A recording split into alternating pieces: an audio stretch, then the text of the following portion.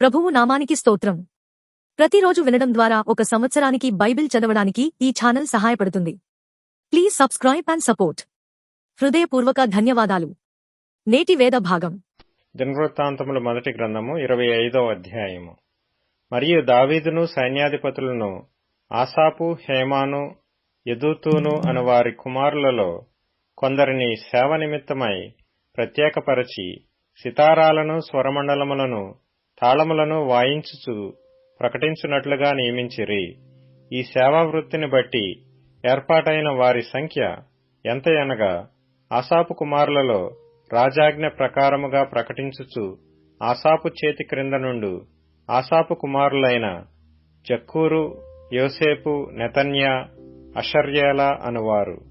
యెదూతూను సంబంధులలో స్తుతి పాటలు పాడుచు యెహోవాను స్తుతించుటకై సితారాను వాయించుచు ప్రకటించు తమ తండ్రి అయిన యెదూతూను చేతి క్రింద నుండు యెదూతూను కుమారులైన గెదల్యా, జెరీ, యెషయా, హషబ్యా, మత్తిత్యా అను 6. హేమాను సంబంధులలో హేమాను కుమారులైన బక్కీ, యాహు, మత్తన్యా, ఉజ్జియేలు, షెబూయేలు, యెరీమోతు, హనన్యా, హనానీ, ఎలీయాత, గిద్దల్తి, రోమంతీయేజరు, ఎష్బెకాషా, మల్లోతి, హోతీరు, మహజీయోతు అనువారు.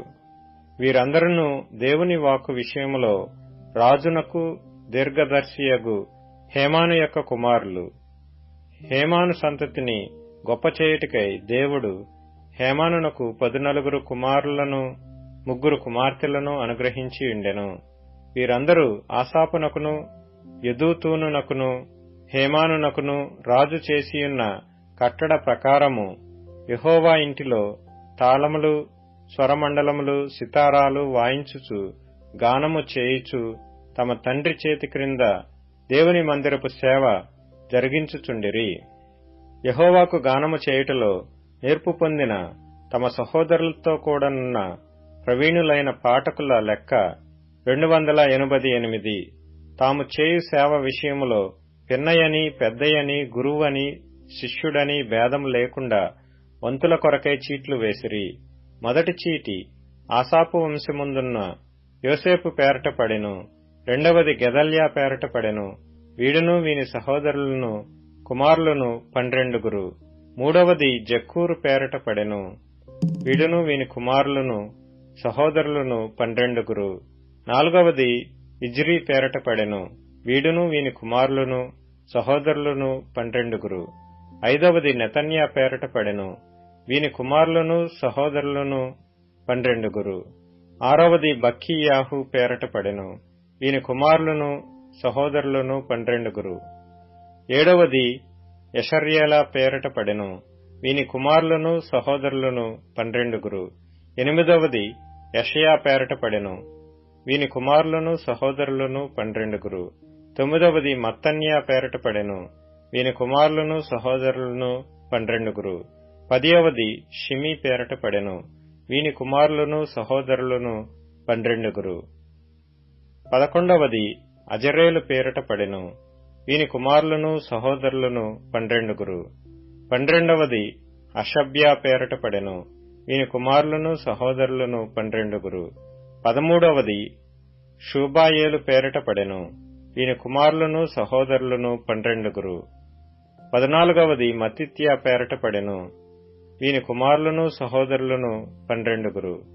15వది యెరేమోతు పేరట పడెను. వీని కుమారులను సహోదరులను 12. 16వది హనన్యా పేరట పడెను. వీని కుమారులను సహోదరులను 12. 17వది ఎష్బెకాషా పేరట పడెను. వీని కుమారులను సహోదరులను 12. 18వది హనానీ పేరట పడెను. వీని కుమారులను సహోదరులను 12. 19వది మల్లోతి పేరట పడెను. వీని కుమారులను సహోదరులను 12. 20వది ఎలీయాతా పేరట పడెను. వీని కుమారులను సహోదరులను 12. 21వది హోతీరు పేరట పడెను. వీని కుమారులను సహోదరులను 12. 22వది గిద్దల్తి పేరట పడెను. వీని కుమారులను సహోదరులను 12. 23వది మహజీయోతు పేరట పడెను. వీని కుమారులను సహోదరులను 12. 24వది రోమమ్తీయేజరు పేరట పడెను. వీని కుమారులను సహోదరులను 12. దినవృత్తాంతములు మొదటి గ్రంథము 26వ అధ్యాయము. ద్వారపాలకుల విభాగమును గూర్చినది. ఆసాపు కుమారులలో కోరే కుమారుడైన మెషలెమ్యా కోరహు సంతతివాడు. మెషలెమ్యా కుమారులు ఎవరనగా జకర్యా జ్యేష్ఠుడు, ఎదీయవేలు 2వవాడు, జబద్యా 3వవాడు, ఎత్నీయేలు 4వవాడు, ఏలాము 5వవాడు, యెహోహవాను 6వవాడు, ఎల్యోయేనాయ్ 7వవాడు. దేవుడు ఓబేదెదోమును ఆశీర్వదించి అతనికి కుమారులను దయచేసెను. వారెవరనగా షమయా జ్యేష్ఠుడు, యెహోజాబాదు 2వవాడు, యోవాహు 3వవాడు, శాఖారు 4వవాడు, నెతనేలు 5వవాడు, అమ్మీయేలు 6వవాడు, ఇస్సాఖారు 7వవాడు, పెయిల్లెతై 8వవాడు. వాని కుమారుడైన షమయాకు కుమారులు పుట్టిరి. వారు పరాక్రమశాలులై ఉండి తమ తండ్రి ఇంటి వారికి పెద్దలైరి. షమయా కుమారులు ఓత్ని, రెఫాయేలు, ఓబెదు, ఎల్జాబాదు. బలాఢ్యులైన అతని సహోదరులు ఎలీహు, నెమఖ్యా. ఓబెదెదోము కుమారులైన వీరును వీరి కుమారులను వీరి సహోదరులను 62. వారు తమ పని చేయుటలో మంచి గట్టివారు. మెషలెమ్యాకు కలిగిన కుమారులను సహోదరులను పరాక్రమశాలులు వీరు 18 మంది. మెరారీయులలో హోసా అనువానికి కలిగిన కుమారులు ఎవరనగా జ్యేష్ఠుడగు షిమ్రీ. వీడు జ్యేష్ఠుడు కాకపోయినను వాని తండ్రి వాని జ్యేష్ఠ భాగస్థునిగా చేసెను. 2వవాడగు హిల్కీయా, 3వవాడగు టెబల్యాహు, 4వవాడగు జకర్యా. హోసా కుమారులను సహోదరులను అందరూ కలిసి 13. ఈలాగున ఏర్పాటైన తరగతులను బట్టి యెహోవా మందిరములో వంతుల ప్రకారముగా తమ సహోదరులు చేయునట్లు సేవ చేయుటకు ఈ ద్వారపాలకులు అనగా వారిలోని పెద్దలు జవాబుదారులుగా నియమింపబడిరి. చిన్నలకేమి పెద్దలకేమి పితరుల ఇంటి వరుసను బట్టి ఒక్కొక్క ద్వారమునొద్ద కావలి యుండుటకై వారు చీట్లు వేసిరి. తూర్పు తట్టు కావలి షెలెమ్యాకు పడెను. వివేకము గల ఆలోచనకర్తయైన అతని కుమారుడగు జకర్యాకు చీటీ వేయగా ఉత్తరపు తట్టు కావలి వానికి పడెను. ఓబెదెదోమునకు దక్షిణపు వైపు కావలియు అతని కుమారులకు అసుప్పీమను ఇంటి కావలియు పడెను. షుప్పీమునకును హోసాకును పడమటి తట్టునున్న షెల్లెకెతు గుమ్మమునకు ఎక్కు రాజమార్గమును కాచుటకు చీటి పడెను.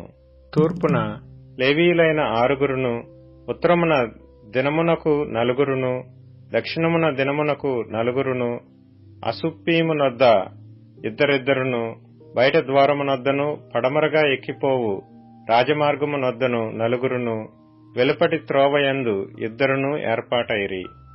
కోరే సంతతి వారిలోను మెరారీయులలోను ద్వారము కనిపెట్టు వారికి ఈలాగు వంతులాయెను. కడకు లేవీయులలో అహీయా అనువాడు దేవుని మందిరపు బొక్కసమును ప్రతిష్ఠితములగు వస్తువుల బొక్కసములను కాచువాడుగా నియమింపబడెను. లద్దాను కుమారులను గూర్చినది. గెర్షోనీయుడైన లద్దాను కుమారులు అనగా గెర్షోనీయులై తమ పితరుల ఇండ్లకు పెద్దలై ఉన్నవారిని గూర్చినది. యెహీయేలీ కుమారులైన జేతామును వాని సహోదరుడైన యోవేలును యెహోవా మందిరపు బొక్కసములకు కావలి కాయువారు. అమ్రామీయులు, ఇస్హారీయులు, హెబ్రోనీయులు, ఉజ్జీయేలీయులు అనువారిని గూర్చినది. మోషే కుమారుడైన గెర్షోమునకు పుట్టిన షెబూయేలు బొక్కసము మీద ప్రధానిగా నియమింపబడెను. ఎలీయెజరు సంతతి వారగు షెబూయేలు సహోదరులు ఎవరనగా వాని కుమారుడైన రెహబ్యా, రెహబ్యా కుమారుడైన యెషయా, యెషయా కుమారుడైన యెహోరాము, యెహోరాము కుమారుడైన జిక్రీ, జిక్రీ కుమారుడైన షెలోమీతు. యెహోవా మందిరము ఘనముగా కట్టించుటకై రాజైన దావీదును పితరుల ఇంటి పెద్దలను సహస్రాధిపతులను, శతాధిపతులను, సైన్యాధిపతులను యుద్ధములలో పట్టుకుని ప్రతిష్ఠించిన కొల్ల సొమ్ము ఉన్న బొకసములకు షెలోమీతును వాని సహోదరులను కావలి కాయువారైరి. దీర్ఘదర్శి సమూయేలును, కీషు కుమారుడైన సౌలును, నేరు కుమారుడైన అబ్నేరును, సెరూయా కుమారుడైన యోవాబును ప్రతిష్ఠించిన సొమ్మంతయు షెలోమీతు చేతి క్రిందను వాని సహోదరుల చేతి క్రిందను ఉంచబడెను. ఇస్హారీయులను గూర్చినది. వారిలో కెనన్యాయును వాని కుమారులను బయటి పని జరిగించుటకై ఇశ్రాయేలీలకు లేఖికులుగాను న్యాయాధిపతులుగాను నియమింపబడిరి. హెబ్రోనీయులను గూర్చినది. హషబ్యాయును వాని సహోదరులను పరాక్రమశాలులను 1700 సంఖ్య కలవారు. వీరు యొర్దాను ఈవల పడమటి వైపున నుండు ఇశ్రాయేలీల మీద యెహోవా సేవను గూర్చిన నాటన్నిటి విషయములోనూ రాజు నియమించిన పని విషయములోనూ పై విచారణకర్తలుగా నియమింపబడిరి. హెబ్రోనీయులను గూర్చినది. హెబ్రోనీయుల పితరుల ఇంటి పెద్దలందరికీ యెరీయా పెద్దయాయను. దావీదు ఏలుబడిలో 40వ సంవత్సరమున వారి సంగతి విచారింపగా వారిలో గిలాదు దేశములోని యాజేరునందున్న వారు పరాక్రమశాలులుగా కనబడిరి. పరాక్రమశాలులగు వాని సహోదరులు 2700 మంది ఇంటి పెద్దలుగా కనబడిరి. దావీదు రాజు దేవుని సంబంధమైన కార్యముల విషయములోను రాజకార్యముల విషయములోను రూబేనీయుల మీదను గాదీయుల మీదను మనష్షే అర్ధగోత్రపు వారి మీదను వారిని నియమించెను. దినవృత్తాంతముల మొదటి గ్రంథము 27వ అధ్యాయము. జనసంఖ్యను బట్టి ఇశ్రాయేలీల పితరుల ఇంటి పెద్దలు, సహస్రాధిపతులు, శతాధిపతులు అనువారి లెక్కను గూర్చినది. అనగా ఏర్పాటైన వంతుల విషయంలో ఏటేటా నెల వంతున రాజునకు సేవ చేసిన వారిని గూర్చినది. వీరి సంఖ్య 24,000. మొదటి నెలను మొదటి భాగము మీద జబ్దీయేలు కుమారుడైన యాషాబాము అధిపతిగా ఉండెను. వాని భాగములో 24,000 మంది ఇండిరి. పెరెజు సంతతి వారిలో ఒకడు మొదటి నెల సైన్యాధిపతులకందరికీ అధిపతిగా ఉండెను.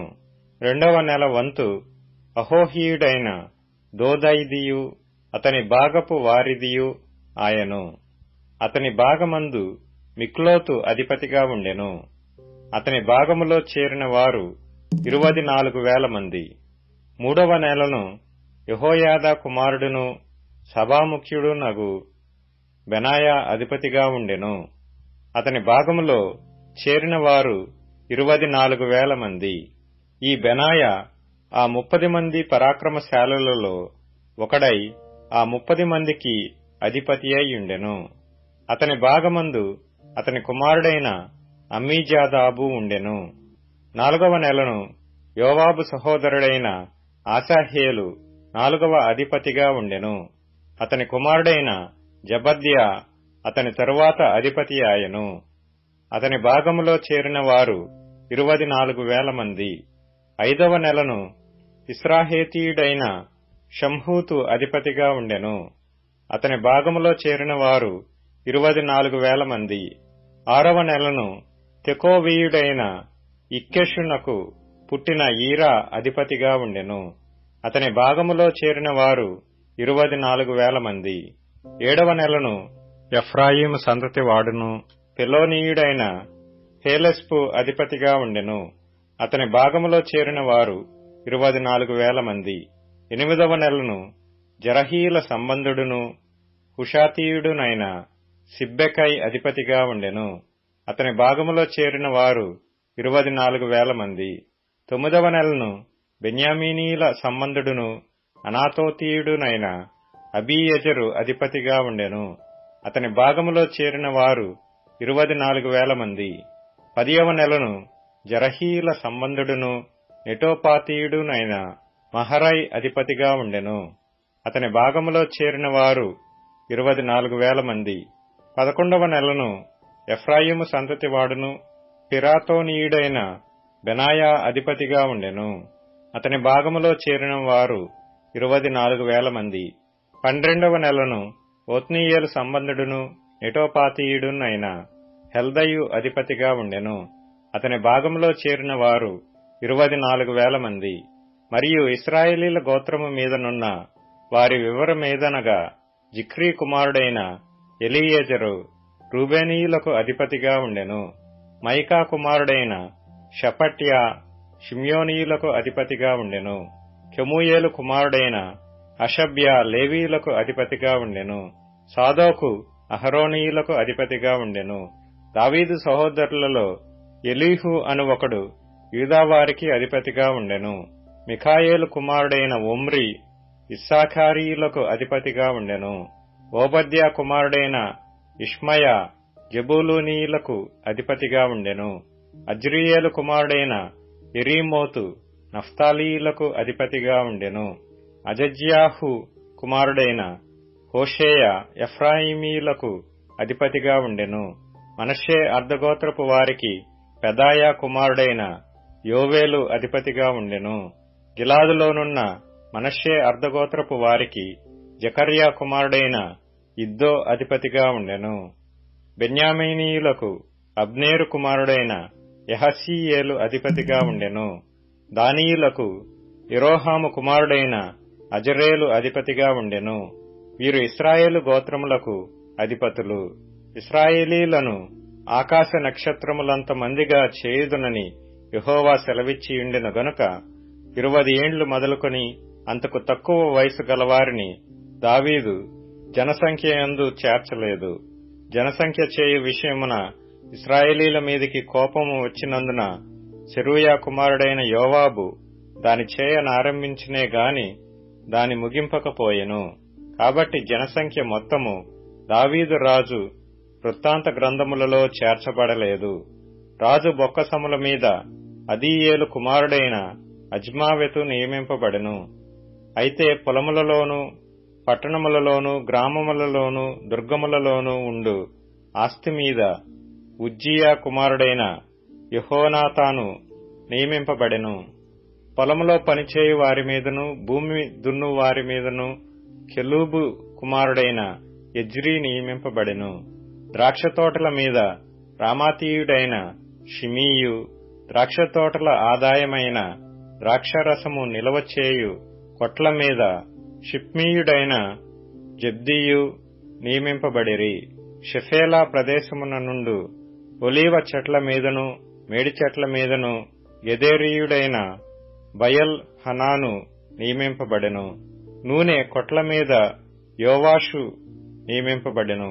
షారోనులో మేయు పశువుల మీద షారోనీయుడైన షిట్రయియు, లోయలలోని పశువుల మీద అద్లయి కుమారుడైన షాపాతును నియమింపబడిరి.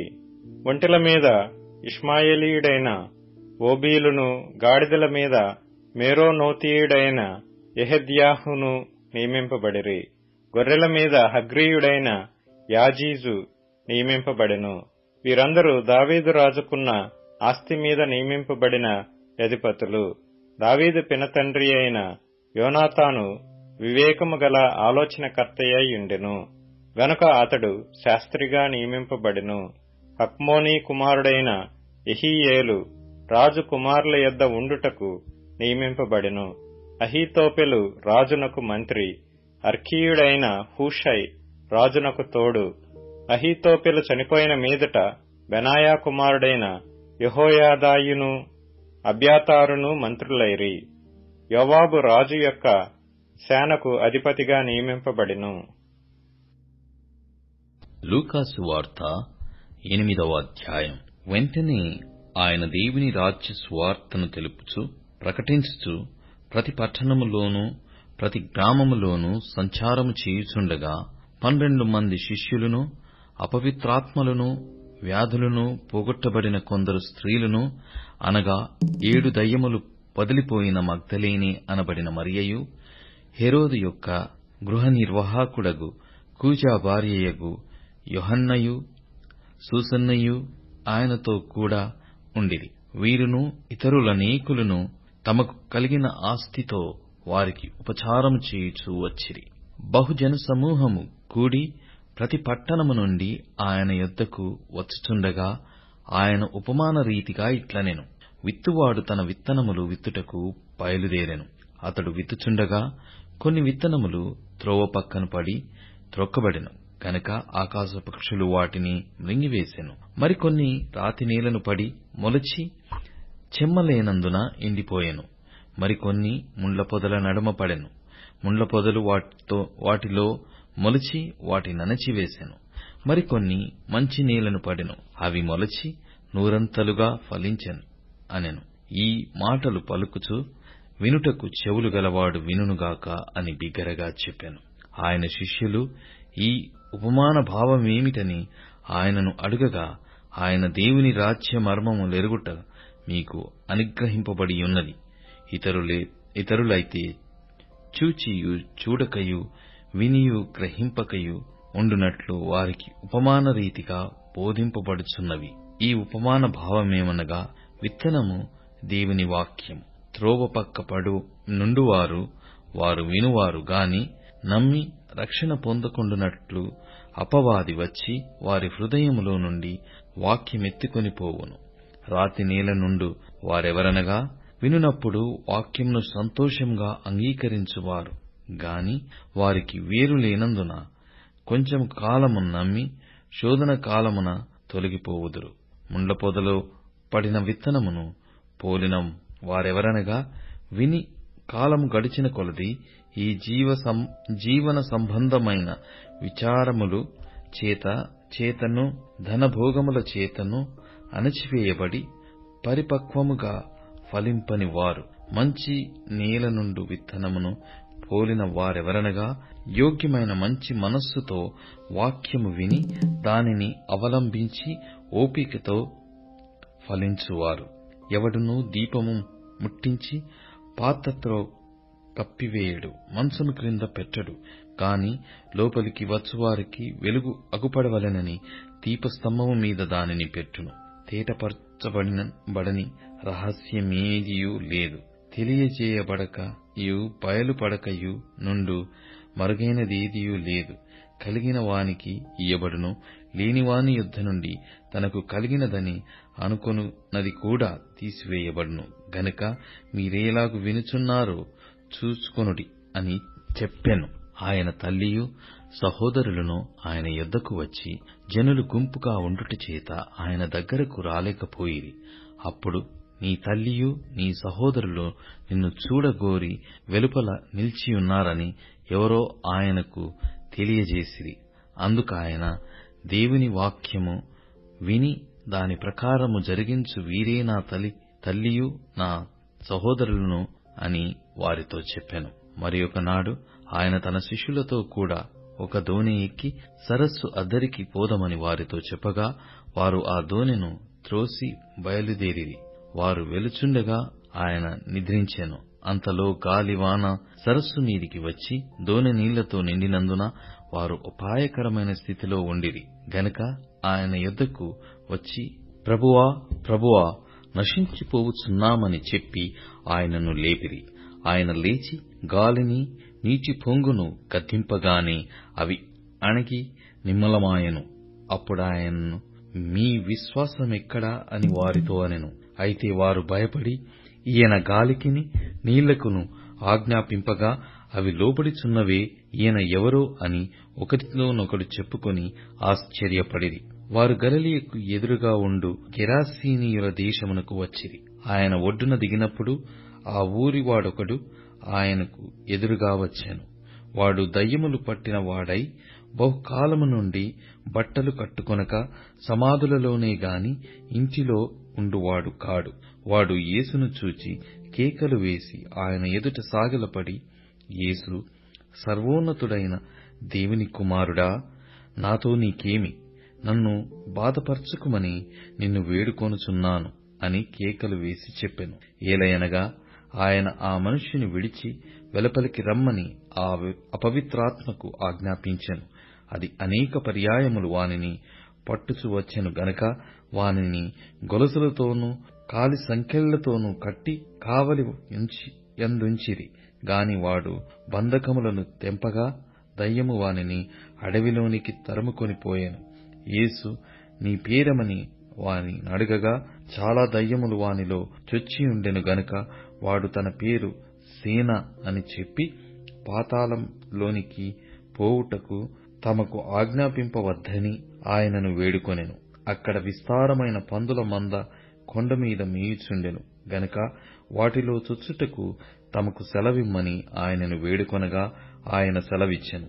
అప్పుడు దయ్యములు ఆ మనిషిని విడిచిపోయి పందులలో చొచ్చెను గనుక ఆ మంద ప్రపాతము నుండి సరస్సులోనికి వడిగా పరిగెత్తి ఊపిరి తిరుగక చచ్చెను. మేపుచున్నవారు జరిగిన దానిని చూచి పారిపోయి ఆ పట్టణములోను గ్రామములలోను ఆ సంగతి తెలియజేసిరి.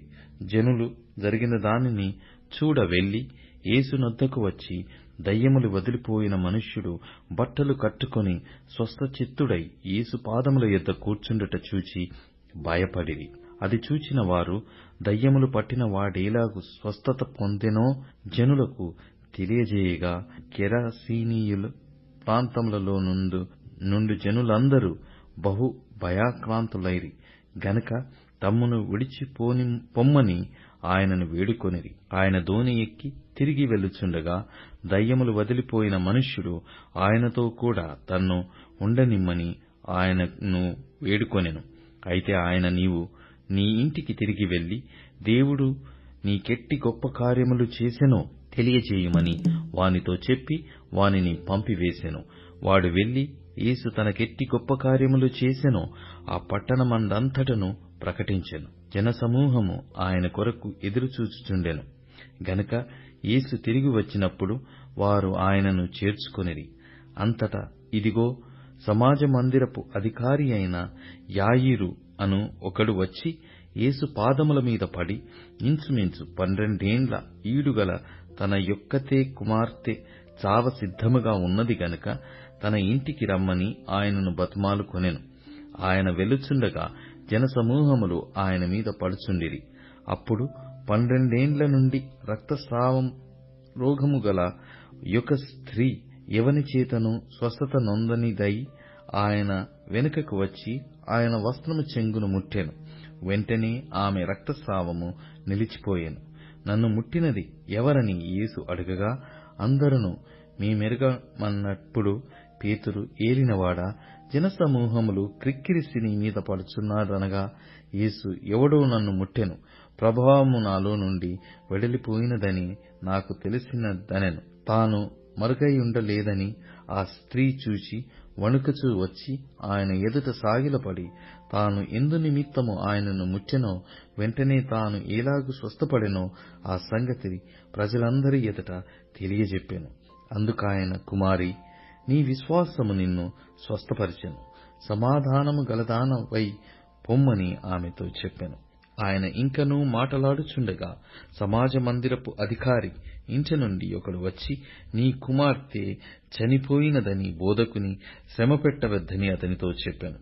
యేసు ఆ మాట విని, భయపడవద్దు, నమ్మిక మాత్రముంచుము, ఆమె స్వస్థపరచబడునని అతనితో చెప్పి ఇంటికి వచ్చినప్పుడు పేతురు, యోహాను, యాకోబు అను వారిని, ఆ చిన్నదాని తల్లిదండ్రులకు తప్ప మరి ఎవరిని ఆయన లోపలికి రానియ్యలేదు.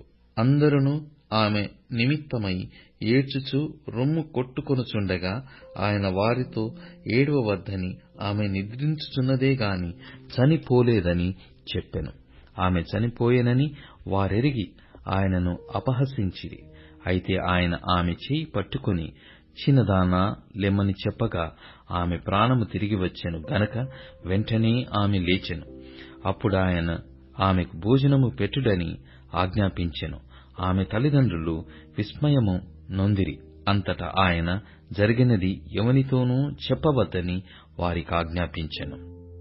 సామెతల గ్రంథం 28వ అధ్యాయము. ఎవడును తరమకుండనే దుష్టుడు పారిపోవును, నీతిమంతులు సింహము వలె ధైర్యముగా నుందురు. దేశస్థుల దోషము వలన దాని అధికారులు అనేకులగుదురు. బుద్ధి జ్ఞానములు గలవారి చేత దాని అధికారము స్థిరపరచబడును. బీదలను బాధించు దరిద్రుడు ఆహార వస్తువులను ఉండనీయక కొట్టుకొనిపోవు వానతో సమానుడు. ధర్మశాస్త్రమును తోసివేయువారు దుష్టులను పొగడుచుందురు. ధర్మశాస్త్రముననుసరించువారు వారితో పోరాడుదురు. దుష్టులు న్యాయమెట్టిదైనది గ్రహింపరు. యెహోవాను ఆశ్రయించువారు సమస్తమును గ్రహించుదురు. వంచకుడై ధనము సంపాదించువాని కంటే యథార్థముగా ప్రవర్తించు దరిద్రుడు వాసి. ఉపదేశమునంగీకరించు కుమారుడు బుద్ధిగలవాడు. తుంటరుల సహవాసము చేయువాడు తన తండ్రికి అపకీర్తి తెచ్చును. వడ్డీ చేతను దుర్లాభము చేతను ఆస్తి పెంచుకొనువాడు దరిద్రులను కనికరించు వాని కొరకు దాని కూడబెట్టును. ధర్మశాస్త్రము వినబడకుండా చెవిని తొలగించుకొను వాని ప్రార్థన హేయము. యథార్థవంతులను దుర్మార్గమందు చొప్పించువాడు తాను త్రవ్విన గోతిలో తానే పడును. యథార్థవంతులు మేలైన దానిని స్వతంత్రించుకొందురు. ఐశ్వర్యవంతుడు తన దృష్టికి తానే జ్ఞాని.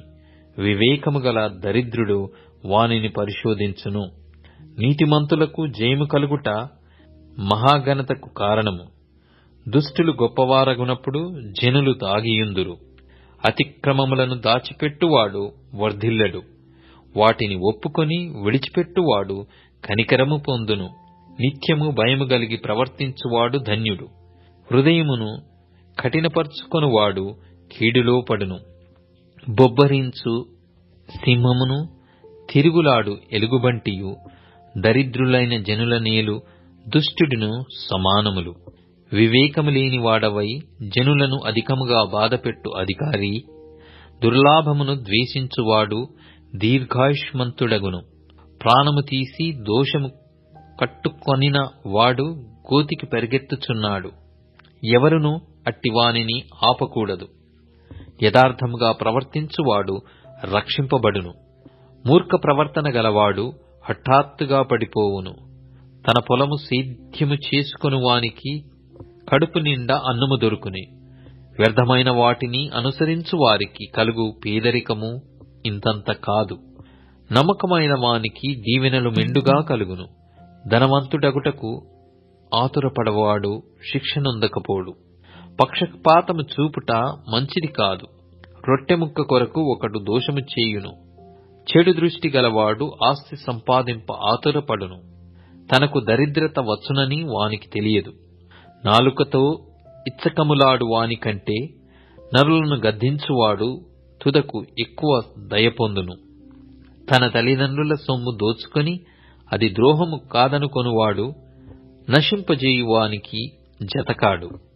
పేరాసగలవాడు కలహమును రేపును.